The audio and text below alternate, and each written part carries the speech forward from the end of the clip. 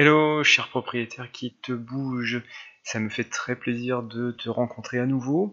Aujourd'hui, je veux partager la réflexion que j'ai sur le luxe aujourd'hui.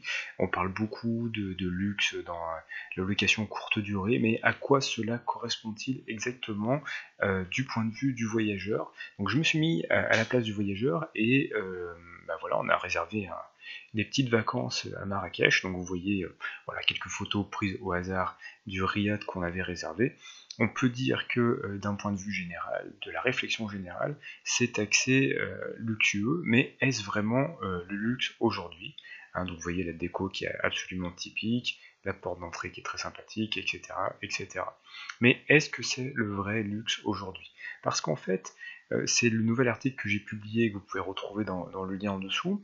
Concrètement, qu'est-ce que c'est que le luxe? Est-ce que c'est la possession matérielle? Je ne crois plus aujourd'hui, parce que quand vous voyez ce superbe patio, c'est vrai, une fois qu'on rentre dedans, c'est super sympa, mais est-ce que c'est ça qu'on va retenir au bout de plusieurs années d'un voyage à Marrakech? Je suis pas sûr.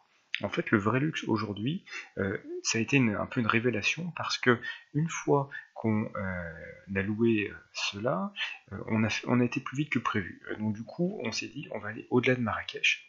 Et en fait, il se trouve que on a bénéficié d'un service ultra personnalisé, parce que le pouvoir d'achat qu'on peut avoir au Maroc est assez important, et donc il y a un gestionnaire de location courte durée pour chacune des locations que vous pouvez louer, et donc cette personne-là était vraiment au petit soin, voilà, nous a vraiment gâtés, et aussi et surtout euh, elle écoutait nos envies, nous a fait parler, et notre envie profonde, qu'on n'osait pas vraiment exprimer parce qu'on pensait que ça serait compliqué, c'était d'aller dans le désert pour y dormir une nuit et faire une randonnée à dos de dromadaire au milieu des dunes. Et en fait, en discutant, il nous a organisé cette tournée de 2 jours avec un chauffeur privé qui parlait français, qui s'est arrêté à tous les endroits qu'on voulait, qui a écouté vraiment exactement ce qu'il nous fallait. Donc il y a très peu d'endroits où il y a des dunes de sable au Maroc. Il nous a emmenés dans un de ces endroits.